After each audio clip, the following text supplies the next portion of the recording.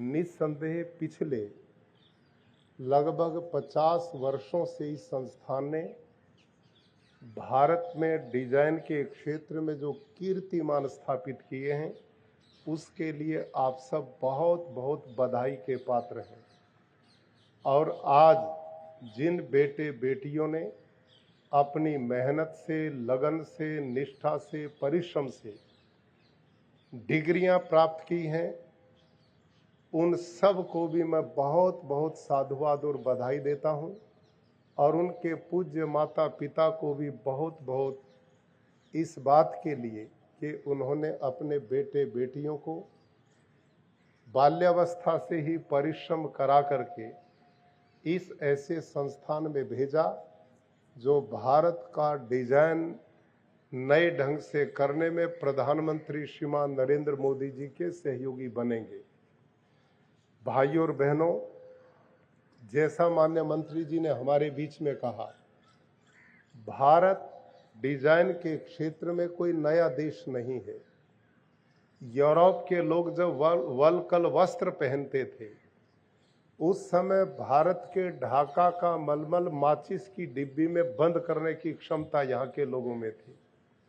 यहाँ के कुटीर उद्योग विश्व में विख्यात थे, जहाँ का माल भारत के व्यापारी समुद्री जहाजों में भरकर सारी दुनिया में सप्लाई किया करते थे।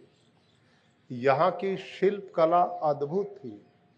यहाँ का तो गांव का एक एक कारीगर चर्मकार जूते में डिजाइन करता था, जुलाहा वस्त्र में डिजाइन करता था, कुम्भकार मिट्टी के बर्तनों में डिजाइन बनाता था।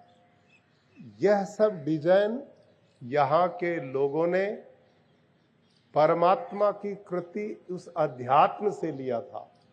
वेदों में लिखा है, यतो वर्तानि पशपशे इंद्रस्य युज्य सखा विष्णु कर्माणि पश्यत, के भगवान की इस कृति को देखो, भगवान से बड़ा डिजाइनर तो दुनिया में कोई है ही नहीं।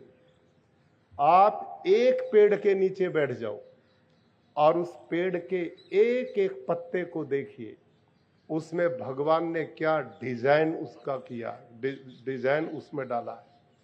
आप किसी फूल को ले लीजिए और किसी ऐसे बगीचे में चले जाइए जहां विभिन्न प्रकार के वृक्ष हैं, विभिन्न प्रकार के फूल हैं। आप भगवान के डिजाइन ऐसे हाथ भी नहीं लगाया, हमने तो बहुत मेहनत की थी। हमारे रंग तो कई बार धुलाई करते समय निकल भी जाते हैं, लेकिन भगवान ने जिस फूल में, एक ही फूल में 4-5 तरह के रंग डाल दिए, वर्षा होती है वो धुलते भी नहीं है। और केवल वही काम नहीं करते, वो पर्यावरण को भी शुद्ध करने का काम करते हैं। तो उसका डिजाइन एक एक चीज, समुद्र को देखें, नदियों को देखें, पहाड़ों को देखें, आप वनस्पति को देखकर ये चहचहाने वाले पक्षियों को देखें, एक एक पक्षी के ऊपर ऐसा डिजाइन डाला है कि हम जो कुछ सीख पाते हैं वो उसी से ले पाते हैं। और इस कृति को देखते हुए महाकवि कालिदास ने कहा था, क्षणे क्षणे यन्नवता मुपैति तदेव रूपम रमणीयताया, कि ये मानव की एक स्वाभाविक प्रवृत्ति, वो नवीनता को पसंद करता। एक चीज से हम जीवन में ऊब जाते हैं, एक ही तरह का वस्त्र पहने तो दुखी हो जाते हैं, एक ही तरह का भोजन खाएं तो अच्छा लगना बंद हो जाता है। आदमी हर चीज नई नई बदलने की इच्छा रखता, क्योंकि ये स्वाभाविक प्रवृत्ति है। तो मैं समझता हूं राष्ट्रीय डिजाइन संस्थान मानव की इस चीज को समझते हुए कि मानव निराश न हो, हताश न हो, उदास न हो, सरस बना रहे, नीरस जीवन में नीरसता न आए, इसके लिए डिजाइन जो है वो व्यक्ति को आज के इस भागदौड़ के युग में भी नई चेतना, नई स्फूर्ति देने का काम करता है। तो निस्संदेह आज दुनिया जिस नई टेक्नोलॉजी के साथ विकसित हो रही है और नए नए इनोवेशन हो रहे हैं, उसमें आपके इस संस्थान का योगदान आने वाले समाज को एक सरस बनाने का बहुत बड़ा माध्यम बन रहा है। अंत में अपनी बात समाप्त करते समय का भाव, आज दीक्षांत है। हमारी इन बेटियों ने बहुत अच्छे उपनिषदों के मंत्रों का पाठ किया है। प्राचीन भारत में आज का जो दीक्षांत होता था, ये अध्यापकगण, छात्र वर्ग और अभिभावक तीनों का आपस में बैठकर के जीवन का छात्र के लिए अंतिम उपदेश होता था। और इस देश का गुरु अपने शिष्यों से क्या अपेक्षा रखता था? आप पढ़ लिख गए, आपने अपने क्षेत्र में डिग्रियां प्राप्त कर ली, अब आप कार्य क्षेत्र में जाएंगे तो आपको अंतिम उपदेश आज गुरु देता था। सत्यवाद, धर्मचर, स्वाध्यायनमा प्रमद, स्वाध्याय प्रवचनाभ्याम न प्रमदितव्यम, मातृदेवो भव, पितृदेवो भव, आचार्य देवो भव, अतिथि देवो भव। एषः आदेशः, एषः उपदेशः, यान्यस्माकं सुचरितानि तानि त्वयोपास्यानि नो इतरानि। ये जीवन का संदेश देता था और वो यही बात कहता था, मेरे बेटे और बेटियों, इन संस्थाओं में पढ़ लिख करके योग्य बन करके आप कार्य क्षेत्र में जा रहे हैं।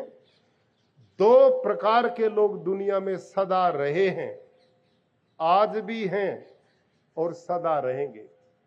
एक अच्छे होते हैं, एक बुरे होते हैं, एक सबका कल्याण चाहते हैं, एक कुटिलता से भरे होते हैं, एक सबके सुख दुख में हिस्सा बनते हैं, एक लोगों का सुख छीनने का काम करते हैं।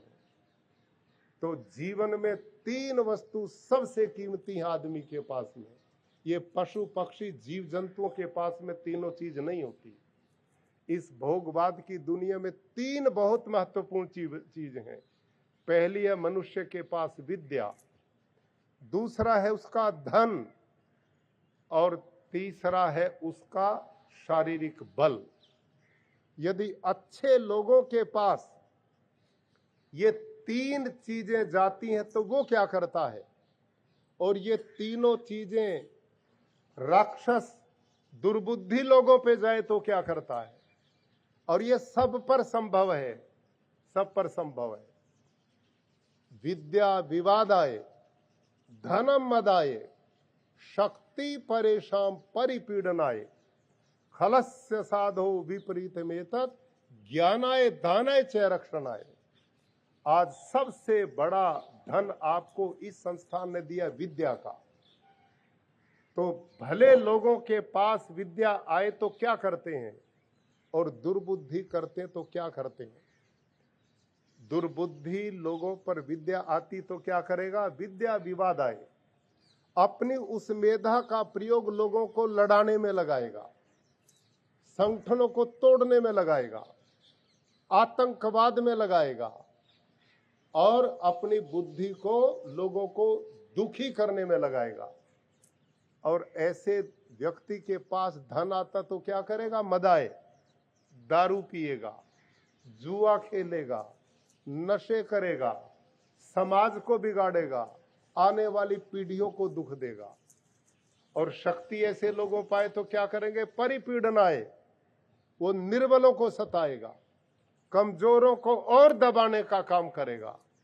चाहे उस पर कोई सी भी शक्ति आए, वो अपने उस दुर्बुद्धिपन से ये जो बहुत बड़ी उसकी ताकत बनने वाली थी, वो उसके दुखों का कारण बन जाती है।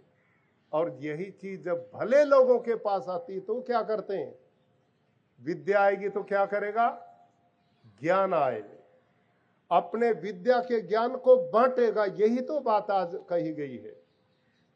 आज आपको गुरु यही अंतिम उपदेश देता, स्वाध्यायनमा प्रमद, स्वाध्याय प्रवचनाभ्याम न प्रमदितव्यम। जो तुम्हें पढ़ाया लिखा गया है उस विद्या का प्रचार विश्व कल्याण के लिए करो, प्राणी मात्र के करो। वो ज्ञान सबके सुख का कारण बने, सबको प्रेरित और सबको सदा आनंद का कारण बने। और जिस व्यक्ति भले आदमी के पास धन आएगा तो क्या करेगा? दान आए, दीनहीन की दान दे करके सेवा करेगा, विद्याहीन को पढ़ाने का काम करेगा, किसी विधवा के दुख दर्द में उसका धन काम आएगा, किसी समाज के उत्थान में उस धन को लगाएगा। यह है अच्छे लोगों की पहचान। और जिस धर्मात्मा के पास शक्ति होगी वो निर्बल की ताकत बनेगा, वो कमजोर व्यक्तियों का संबल बनेगा। भाई और बहनों और बेटे बेटियों, इस धरती पर रावण के पास में कम विद्या नहीं थी, दुर्योधन कम पढ़ा लिखा नहीं था, ओसामा बिन लादेन भी इंजीनियर था और सद्दाम हुसैन भी बहुत बड़ा पढ़ा लिखा था।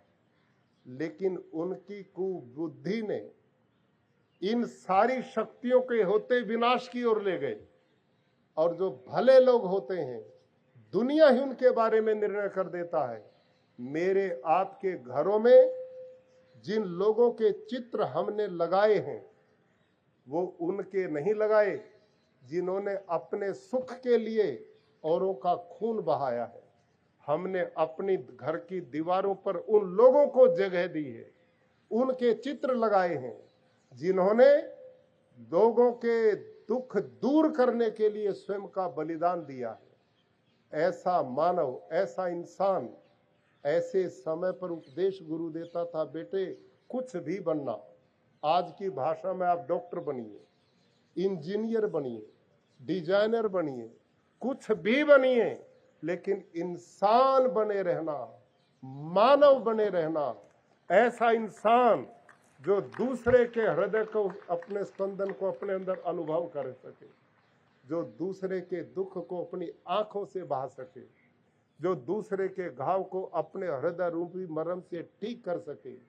यह जीवन दर्शन केवल और केवल भारतीय अध्यात्मवाद का है, भारतीय ऋषियों मनीषियों का था, हमारे इन गुरु लोगों का था, जो अंतिम समय उपदेश देकर भावी भारत के निर्माण के लिए अपनी युवा पीढ़ी को, राष्ट्र को समर्पित करते थे।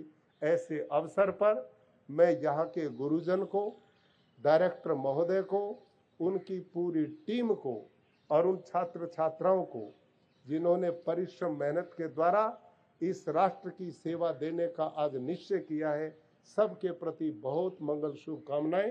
धन्यवाद।